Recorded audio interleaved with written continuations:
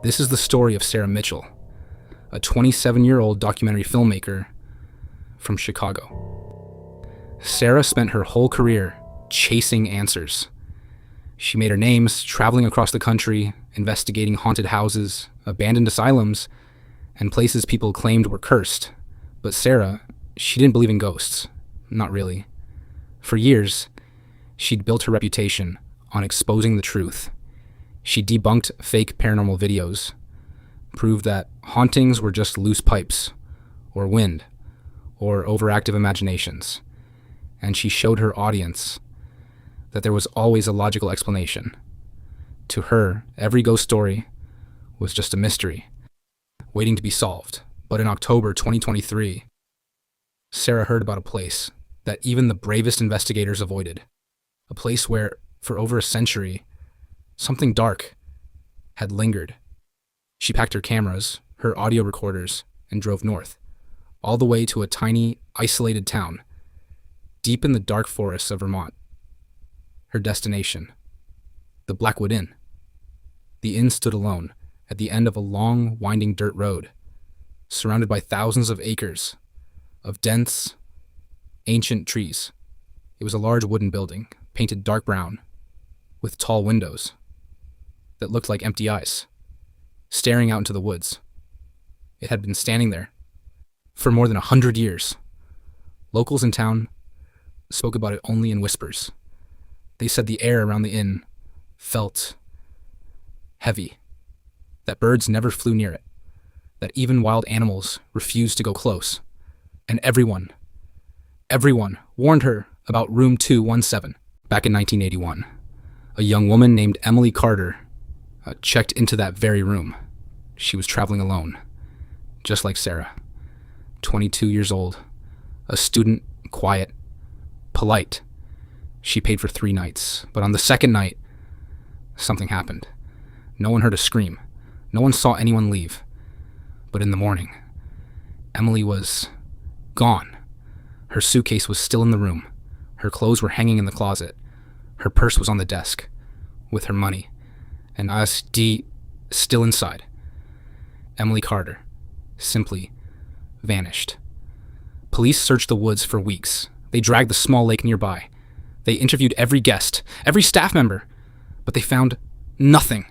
No body, no footprints leading away, no suspects, no answers. But soon after Emily disappeared, the reports started. Guests staying in room 217 began complaining. They told the manager that they couldn't sleep, that they felt like someone was watching them, that the room turned freezing cold for no reason. And almost every single one said the exact same thing. I heard a woman crying, softly, sadly, right next to my ear. Some guests packed their bags and left in the middle of the night. Others refused to ever speak of it again. To this day, room 217 remained empty most of the time. The staff only cleaned it when absolutely necessary, and no one ever stayed there by choice. Sarah listened to all these stories, and she smiled. To her, this was perfect material, a classic ghost story, rich with legend, but almost certainly full of exaggeration and old rumors. She was convinced the Blackwood Inn would be just another case to solve, another myth to break down, another video proving that ghosts don't exist. When she finally arrived at the inn, late in the afternoon, the sky was dark gray, and heavy rain was falling. The wind blew hard through the trees, making a low, howling sound that echoed all around. She stepped inside. The lobby was old-fashioned, with thick carpets, dark wooden furniture, and dim lighting. The air smelled of old wood and rain. Behind the front desk sat an elderly woman with gray hair pulled back tight. She looked up as Sarah walked in, and Sarah noticed immediately. Her hands were shaking slightly. "I'd like a room for 2 nights," Sarah said, handing over her ID. "Room 217, please." The woman froze. Her eyes went wide. She stared at Sarah like she had just asked to sleep in a grave. "Miss," the woman said softly, her voice trembling. "Most guests, when they hear about that room, they ask to switch. We have many other rooms. Much nicer, brighter, safer." Sarah smiled confidently. "That's exactly why I'm here. I want the room everyone is afraid of." The receptionist said nothing more. She handed over the key, an old brass key, heavy and cold to the touch, and she pointed toward the stairs. "Room 217 is on the second floor, at the very end of the hall. Please, lock your door, and if you hear anything at all, come straight down. Don't wait." Sarah nodded, picked up her heavy bags, and walked toward the stairs. The hallway was long and narrow. The floorboards creaked loudly under her feet. There were no windows, only dim lights every few meters, casting long, strange shadows against the walls. When she reached the very end, she saw the door. It looked exactly like all the others. Dark wood, a small brass number, 217. But something about it felt different. The air around it felt colder, heavier. She put the key in the lock, turned it, and pushed the door open. The room was ordinary.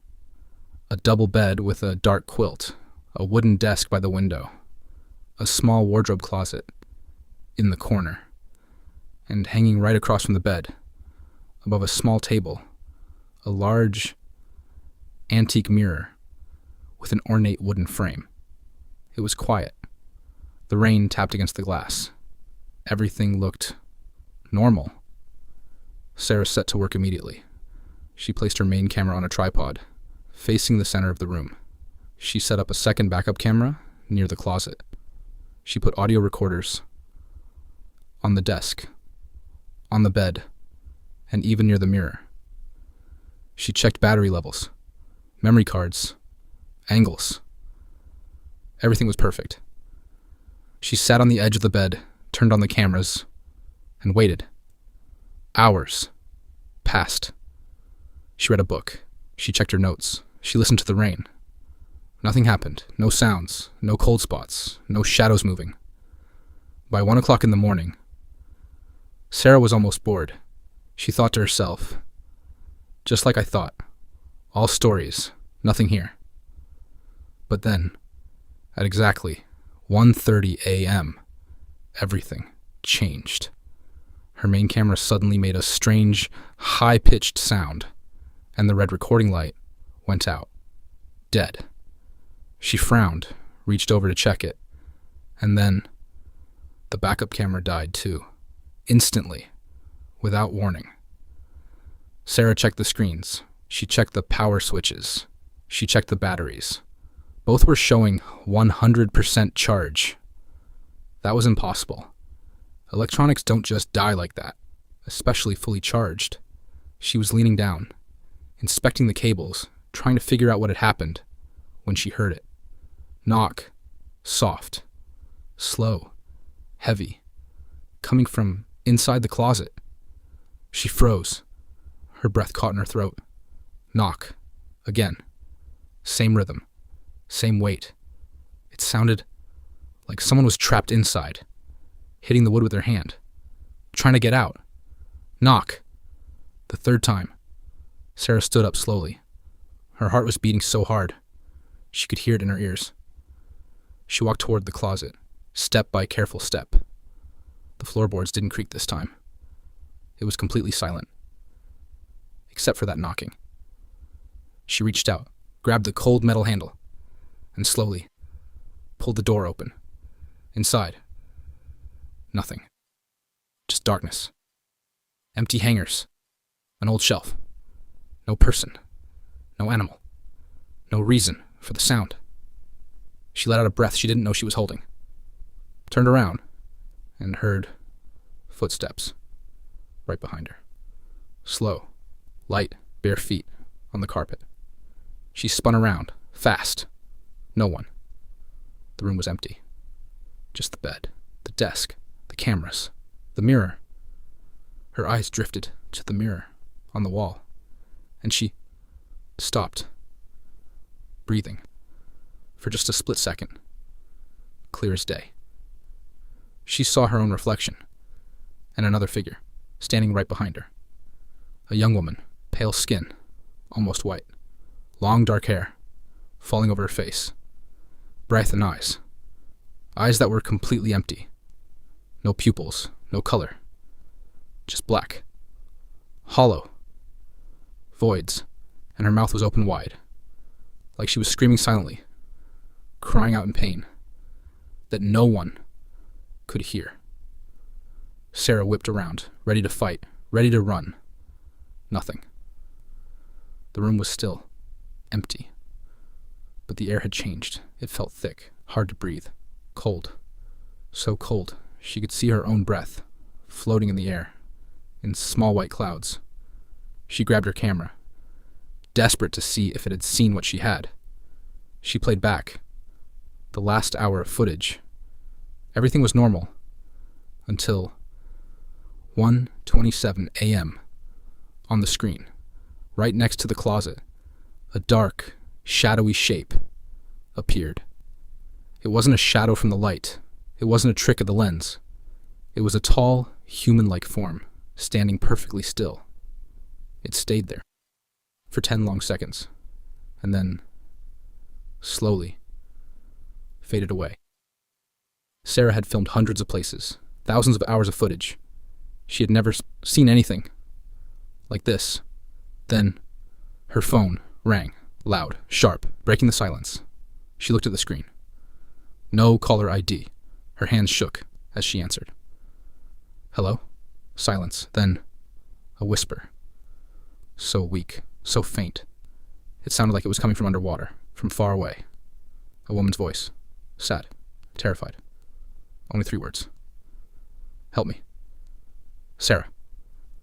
And then, the line went dead. Panic took over. She didn't think anymore. She didn't try to explain it. She just knew. She had to get out. She ran toward the door, grabbed the handle, pulled hard. It wouldn't move. Locked, jammed tight. Something heavy was holding it shut from the other side. The lights overhead began to flicker.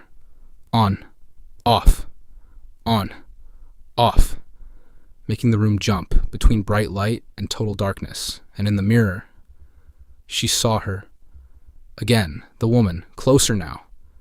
She wasn't behind Sarah anymore. She was almost inside the reflection, standing right at Sarah's shoulder. Slowly, the ghostly figure raised one hand. Her fingers were long, pale, and she pointed straight at the closet. Then, the knocking started again. Louder, faster, more desperate. Knock, knock. Then, suddenly, everything stopped. The lights went steady. The warmth came back to the room. The door handle turned easily in her hand. Sarah didn't wait. She grabbed nothing, took nothing, ran out into the hallway, down the stairs, and collapsed in the lobby, breathless and shaking. She spent the rest of the night sitting on a hard chair, staring at the front door, too scared to close her eyes. The next morning, when the sun finally came up, she went back up to room 217, one last time, to collect her things. She checked every camera, every recording, every file. The shadow figure, gone from the footage. The phone call, no record on her log. The knocking, missing from the audio. The cold air, the locked door, the woman in the mirror, all gone. It was like the room had erased every trace of what happened. Sarah Mitchell packed her car and left the Blackwood Inn that morning. She drove fast, looking in her rearview mirror, until the building disappeared, completely, from sight. She went back to Chicago. She edited the footage. She told her story.